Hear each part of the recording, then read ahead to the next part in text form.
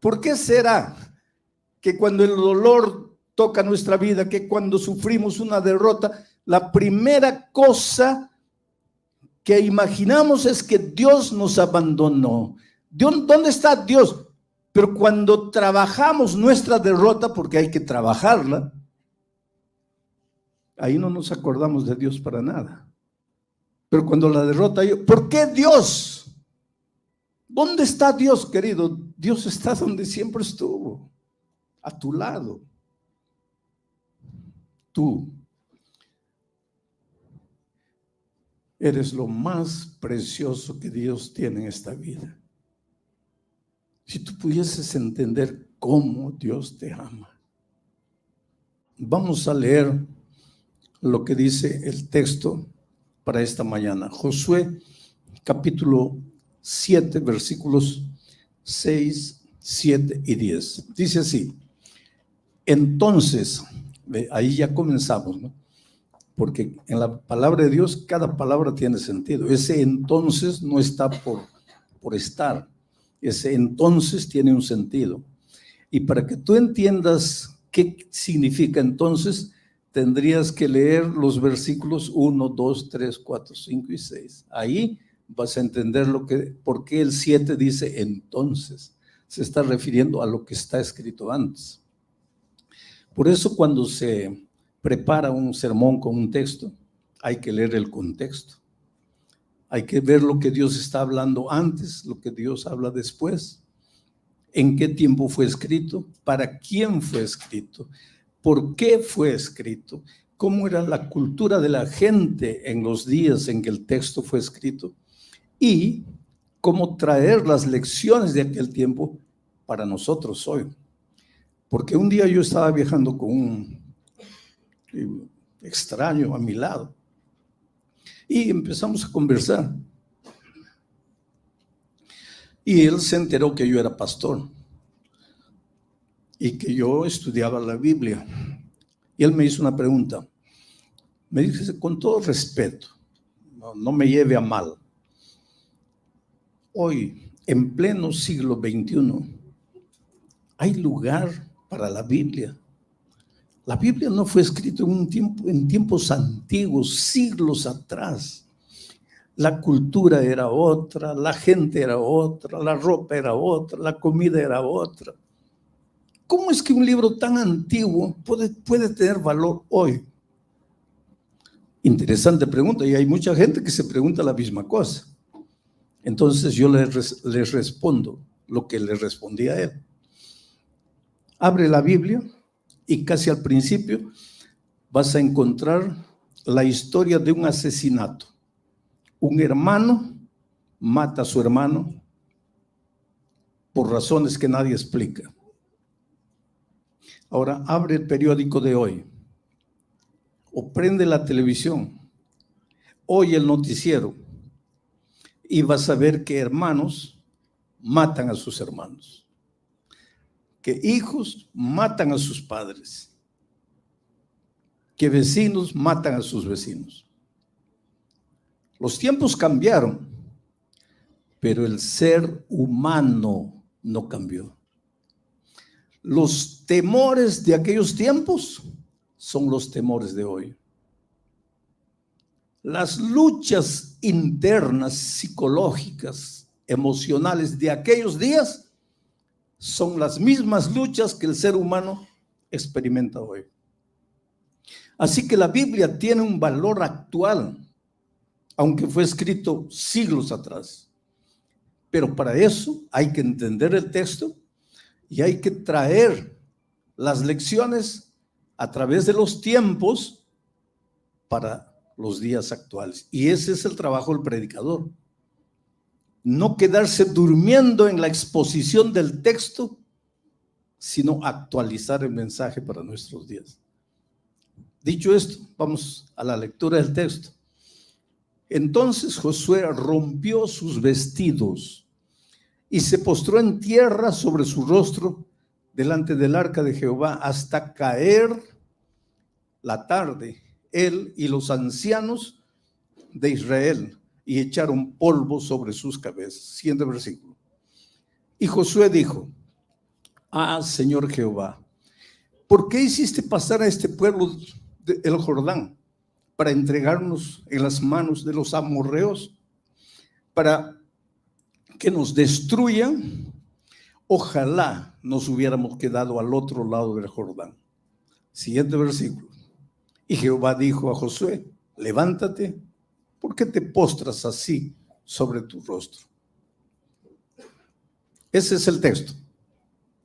Voy a pedir que saquen de la pantalla ahora el texto, porque voy a contarles un poco el contexto. ¿En qué circunstancias fueron pronunciadas estas palabras? Resulta que el pueblo de Israel, que había salido de la esclavitud de Egipto, había llegado al límite de la tierra prometida. Y la primera ciudad que conquistaron era una ciudad poderosísima. Era una ciudad fortificada. Sin embargo, milagrosamente el pueblo de Dios derrotó al ejército de los cananeos. Jericó cayó bajo el poder y las manos del pueblo de Israel. Dios había prometido, cuando liberó a Israel de Egipto, que les daría la tierra prometida.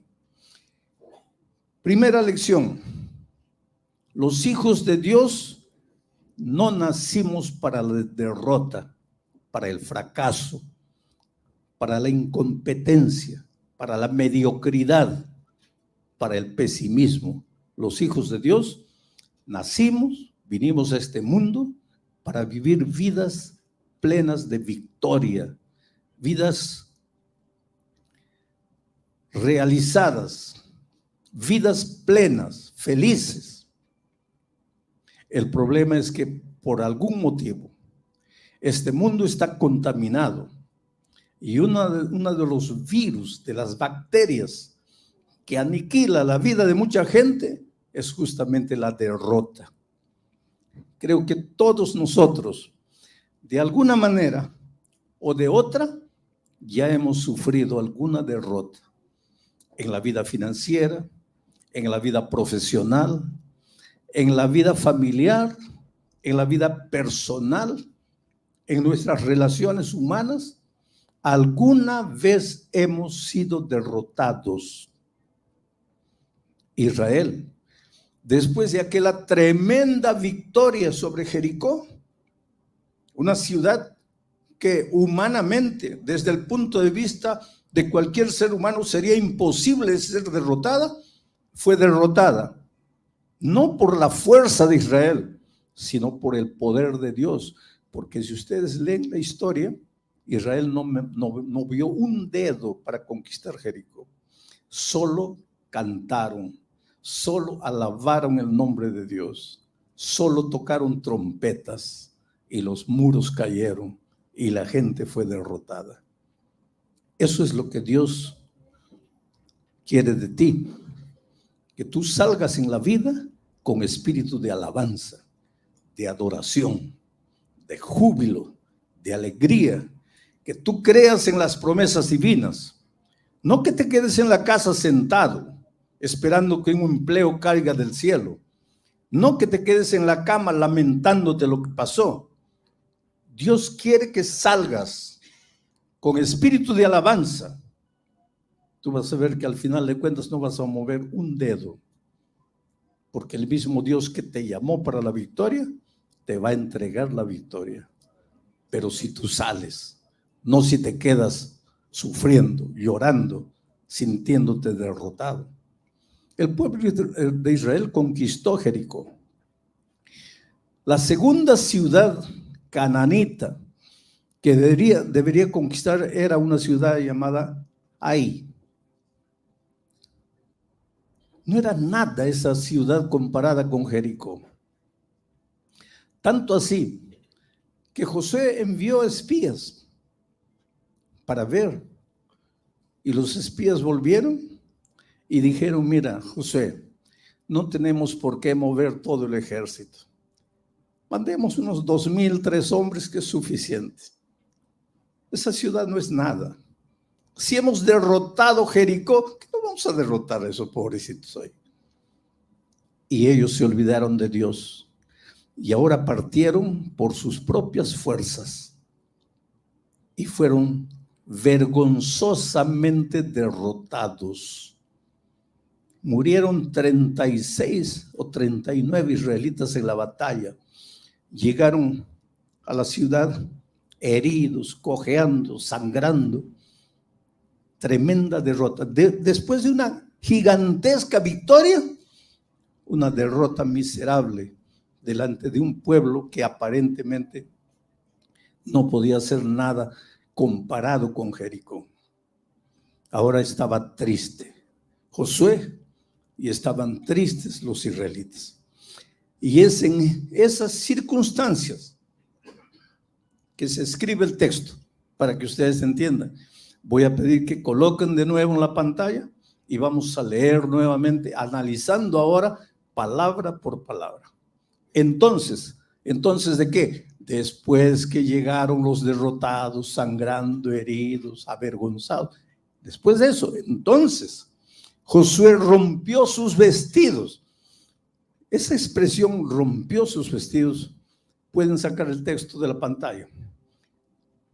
Digo esto porque están transmitiendo. No quiero que todo el tiempo esté el texto, pero cuando voy a usar el texto, voy a pedir que coloquen. Esa expresión, rompió sus vestidos, es interesante, porque los vestidos hablan. Yo cuando entro a los Estados Unidos y voy de jeans, camiseta, me agarran el pasaporte, me revisan de atrás para adelante, me preguntan. Pero cuando voy así, terno y gravata, puede pasar. Tú puedes argumentar lo que quieras hoy, pero los vestidos hablan. La ropa habla. No, yo me he visto como que tú puedes vestirte lo que quieras, pero el mundo te va a recibir de acuerdo a lo que te vistes. Esa es una realidad. El vestido expresa dignidad. ¿Tú crees que el rey se viste de cualquier manera? Y en aquellos tiempos, hoy día todavía pueden las cosas estar queriendo cambiar, pero en aquellos tiempos el rey era rey, la reina era reina, los generales eran generales. Josué era el líder se vestía como líder. Los sacerdotes, los ancianos se vestían como sacerdotes. Tú ves, hay 2, 3 capítulos enteros describiendo la ropa del sacerdote. La ropa era dignidad. Ahora imagínate aquí el líder, vuelvan al texto, rasgando los vestidos. En otras palabras, ¿cuál es el mensaje? No es solo ropa, es que su dignidad, la dignidad de un derrotado, queda por los suelos, queda rasgada. Después que la derrota toca tu vida, parece que te da vergüenza salir a la calle. Te da vergüenza que los otros te miren. Tú piensas mientras caminas que los otros te están mirando y que saben toda tu historia, cuando nadie sabe nada de nada. Pero para ti todos te miran. ¿Por qué? Porque tu propia conciencia te dice que al haber sufrido una derrota, tu dignidad se fue por los suelos. Mira lo que hizo Josué, rompió sus vestidos, se postró en tierra sobre su rostro delante del arca de Jehová.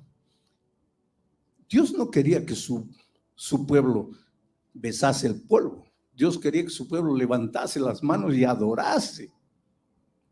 Pero aquí está un hombre compungido, un hombre que en el fondo sabía que su derrota era consecuencia de lo que habían hecho, porque si tú lees toda la historia, verás que esa derrota fue primero por la confianza en sí mismos y en segundo lugar porque había un pecado escondido entre ellos.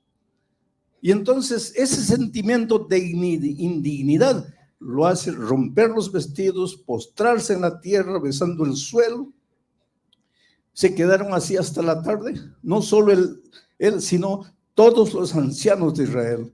y se echaron polvo en la cabeza. Quiere decir, esto es lo que la derrota hace con el ser humano.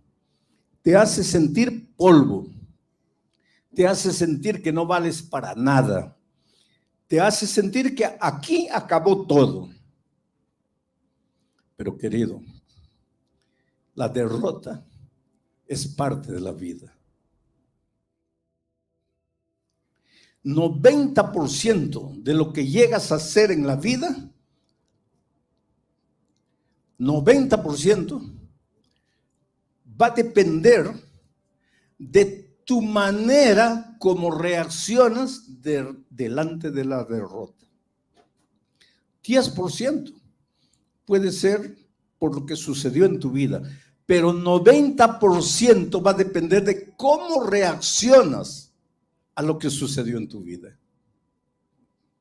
O la derrota te acaba, o la derrota te destruye, o te aniquila, o te hace creer que no sirves para nada, o la derrota te estimula.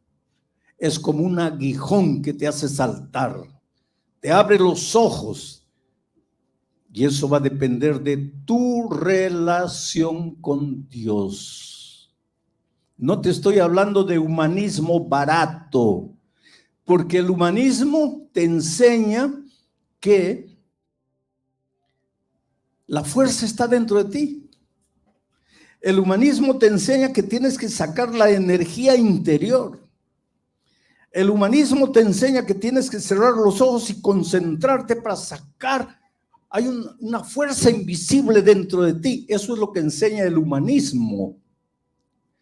Pero el cristianismo te enseña a dejar de mirarte a ti mismo y a mirar al Señor Jesucristo. Porque cuando tú te ves dentro de ti mismo, solo hay un pozo, es un vacío, es un sentimiento que te atormenta de día, de noche, y no sabes por qué. Yo siempre cuento la experiencia de un hombre millonario en el Brasil, que un día la secretaria le dio un libro mío. Yo agradezco a las editoras del mundo. Aquí la Safeliz es una de las que edita mis libros y creo que es la editorial que esparce mis libros en varios idiomas. Los otros editan en la lengua del país, ¿no? Pero un libro mío llegó a las manos. En Navidad la secretaria le dio de regalo a su jefe un libro mío. Y él lo dejó ahí, ¿no? Pero un día que se sentía mal, se sentía vacío, comenzó a hojear el libro. Entonces llamó a la secretaria y le dijo, mira, márcame una cita con este hombre. Pobre secretaria, ¿dónde me iba a encontrar? El Brasil es un país de 200 millones de habitantes o más. ¿Dónde me iba a encontrar? Pero jefe es jefe. Y si el jefe es un millonario, pues la muchacha tuvo que ir para aquí, preguntar aquí, hasta que me localizaron. Y yo no tenía tiempo para ir a San Pablo para encontrarme con esta persona. Pero iba a viajar un día, iba a parar en San Pablo. Le dije, lo que puedo hacer es parar ese día, un día ahí, para hablar con este hombre. Y yo sabía quién era. Uno de los hombres más poderosos del Brasil. Cuando hay un movimiento financiero en el país, los periodistas corren a pedirle su opinión. Es un hombre extraordinario. Da trabajo a miles y miles de personas. Y me sentí emocionado cuando me senté frente a él. Y él me dijo, usted se debe estar preguntando por qué lo llamé. Me dijo, mire, yo soy un hombre rico, usted sabe. Claro, yo sé. Yo puedo comprar lo que quiera. No hay nada en el mundo que yo pueda comprar, que yo no pueda comprar. No importa cuánto cueste. Yo puedo viajar a cualquier país del mundo, no necesito comprar un pasaje. Yo tomo mi propio avión, mi propio piloto para que me lleve a donde yo quiera. Y me comenzó a hablar de las riquezas. Y yo pensaba dentro de mi corazón, pero ¿qué quiere este hombre? ¿A dónde quiere ir? Y él me dijo, mire, usted sabe que hombres millonarios generalmente explotan a sus trabajadores. Yo no. Puede preguntar a cualquier trabajador mío, ellos me consideran un padre. Usted sabe que hombres de mucho dinero pueden tener la cantidad de mujeres que quieran. Y yo no. Yo soy fiel a mi esposa.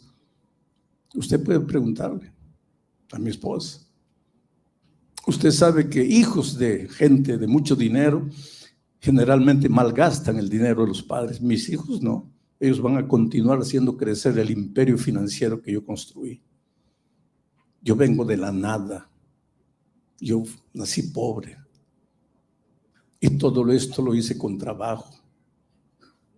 Yo no necesito a Dios. Y entonces eso despertó más mi curiosidad. Pero entonces, ¿qué quiere este hombre? ¿Para qué me llamó? Y él me dijo, yo lo llamé porque cuando llega la noche y me acuesto, siento como un dolor aquí dentro, como un vacío que me incomoda, que no me deja dormir. Yo no le he hecho mal a nadie. Yo no le debo nada a nadie. Yo doy mucho dinero para obras de caridad. Yo hago el bien, pero porque siento este vacío. Y leí su libro y por eso lo llamé. Quiero que me diga qué me falta. Solo le pido dos cosas. No me pida que me vuelva miembro de su iglesia. Y dos, no me hable de Jesús. Le dije, pero usted sabe que yo soy un pastor. Sí. Y los pastores solo saben hablar de Dios, de Biblia, de religión. No pueden hablar de otra cosa. Le dije, yo puedo hablarle de lo que usted quiera. Si usted quiere, yo le hablo del fútbol. Que el Real Madrid va a ser campeón de la Champions. Estoy bromeando. Yo le puedo hablar de fútbol. Yo le puedo hablar de la cotación del dólar. Yo le puedo hablar de la tendencia de la bolsa de valores. Le puedo hablar de política, de historia, de lo que usted quiera. Pero usted me hizo una pregunta específica. ¿Qué me falta? Y dólar no le falta. Acciones en la bolsa de valores no le falta. Fútbol no le falta. Política no le falta. Pero usted no quiere que hable de Jesús. Y lo que le está faltando es Jesús. ¿Pero por qué? Porque un día usted salió de las manos de Dios. Usted está aquí. Está incompleto. Porque lejos de Dios usted siempre será incompleto. Necesita devolverse a Dios para ser completo. Pero usted no quiere. Usted aquí solo confía en su fuerza, en su capacidad empresarial y ahora confía en el dinero. Pero nada de eso lo va a satisfacer nunca. Usted necesita devolverse a Dios. Él me miró una y otra vez. Me dijo, gracias por haber venido. Déjenme pensarlo. Y así terminó nuestro encuentro. Y en la persona de ese hombre, yo vi la realidad de tanta gente en el mundo. He hablado con políticos, con estrellas de televisión, con gente famosa, que con lágrimas dicen, pastor, mi vida está destruida, me siento mal, necesito algo, pero no sé qué. Oh, querido, necesitas a Jesús. El ser humano es un ser humano triple. Tiene tres lados. Un lado físico, un lado mental, emocional y un lado espiritual. Pero hay gente que piensa que tiene solo dos lados, un lado físico y un lado mental, emocional, pero que no tiene el lado espiritual. Sin embargo, el lado espiritual es la base para que el triángulo se mantenga en pie. Saca el lado espiritual y el triángulo se viene abajo. Es el lado espiritual que sostiene al triángulo. Alguien me dijo una vez, pero yo no tengo un lado espiritual. Le digo, ¿usted cree que no tiene? No, yo no tengo ningún Dios. Usted cree que no tiene. Su Dios es su propia idea. Es su propia filosofía de vida. Pero usted tiene un Dios. Todos tenemos un lado físico. Eso quiere decir que tenemos hambre y que tenemos sed y que tenemos sueño. Cuando llegue la hora de comer, tú puedes decir, no, pero yo no tengo un lado físico, yo no creo en el hambre, yo no creo en el hambre. Tú puedes gritar lo que quieras, escribir 5,000 libros hablando de que no existe el hambre, pero cuando llegue la hora de comer, vas a tener que comer. Porque tener un lado físico no depende de ti, eres así. Tener un lado mental, emocional, no depende de ti, eres así. Y tener un lado espiritual no depende de ti, porque saliste de las manos de Dios y nunca serás completo si no te devuelves a Dios. Cuando una persona que no tiene a Dios sufre una derrota, se acabó todo. Se desespera y hasta se suicida. Porque no quiere enfrentar al mundo, porque no quiere enfrentar la vergüenza, la opinión de los otros. Vamos a seguir analizando el texto bíblico. Siguiente texto.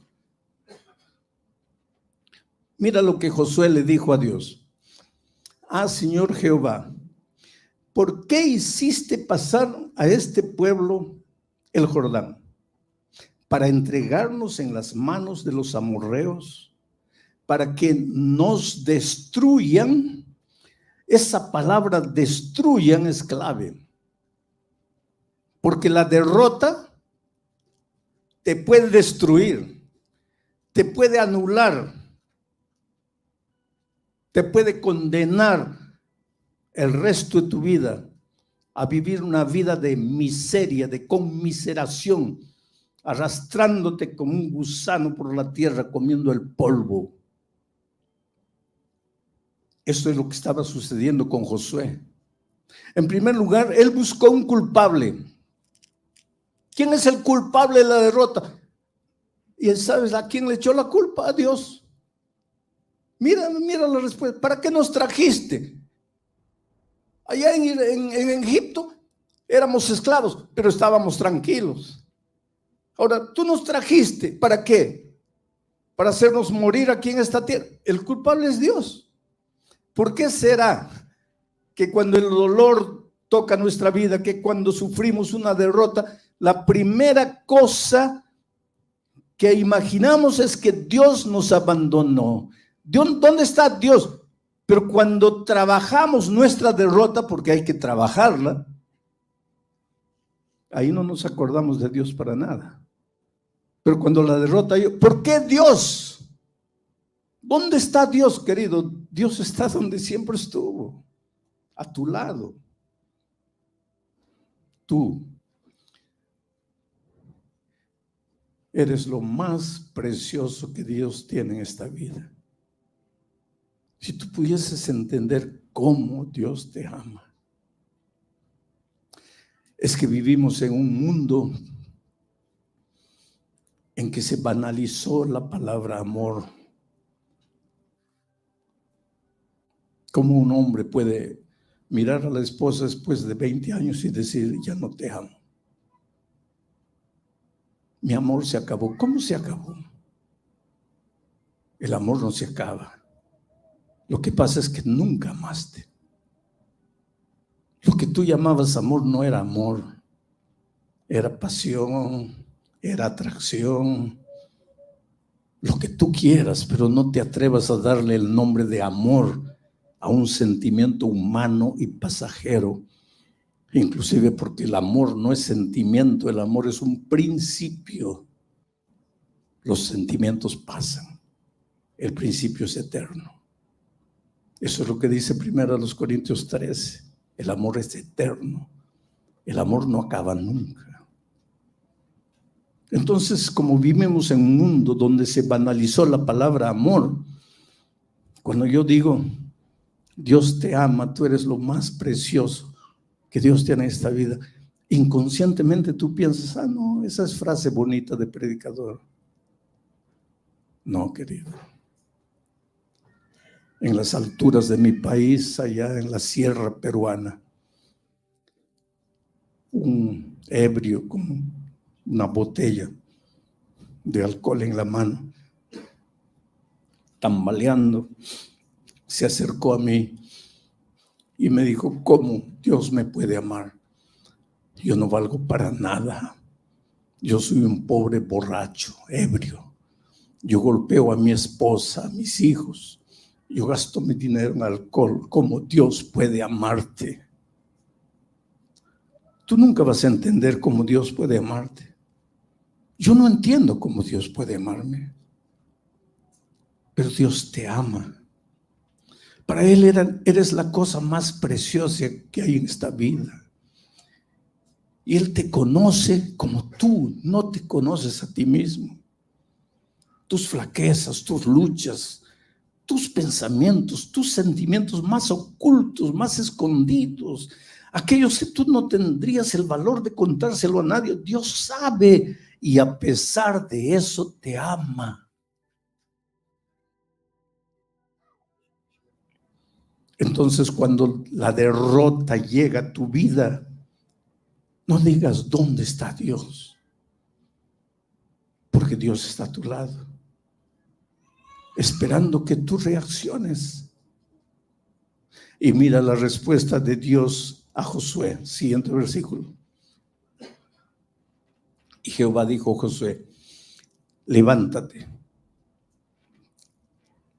Si has sufrido una derrota en tu vida, o si estás en este momento saliendo de la derrota, o si te sientes derrotado, aquí está la ventaja de predicar la palabra.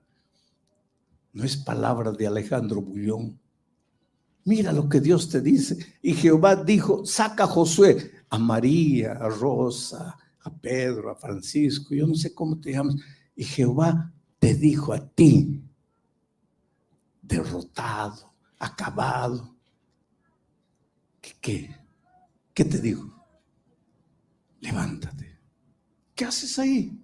Lamentándote, creyendo que está todo acabado, que está todo... Levántate. Yo no te crié para el fracaso, para la derrota.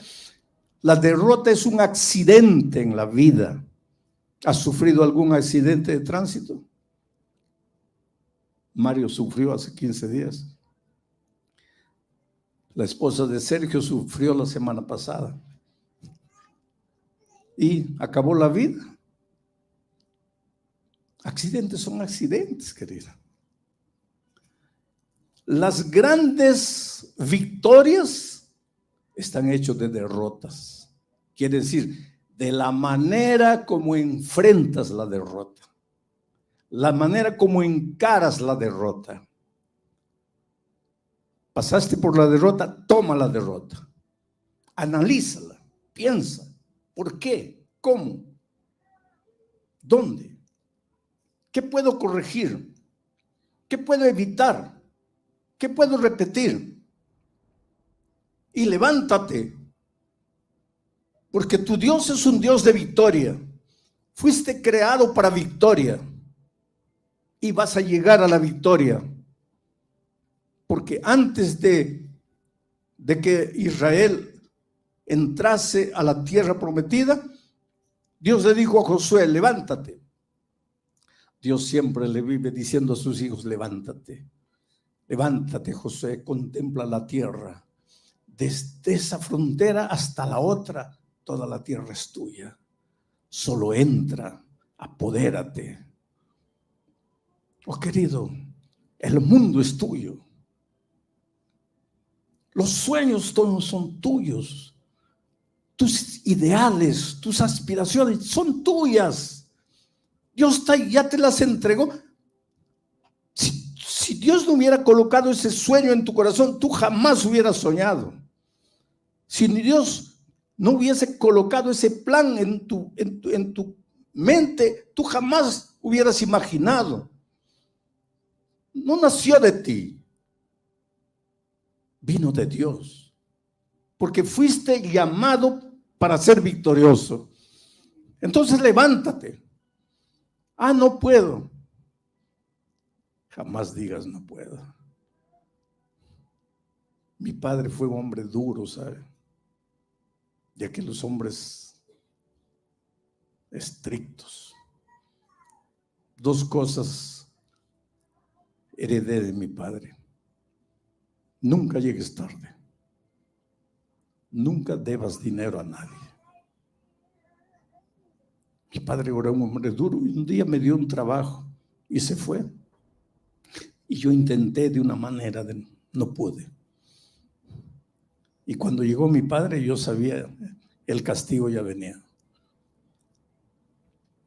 Y cuando él me llamó, le dije, mira papá, antes que me castigues, quiero decirte que lo intenté.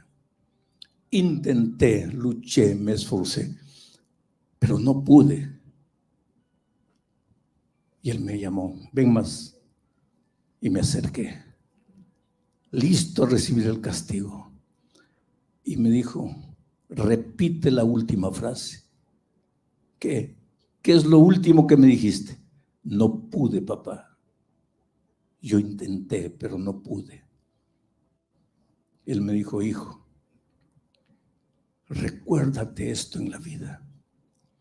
Lo único que tú no puedes es dar a luz. Todo lo demás, tú puedes.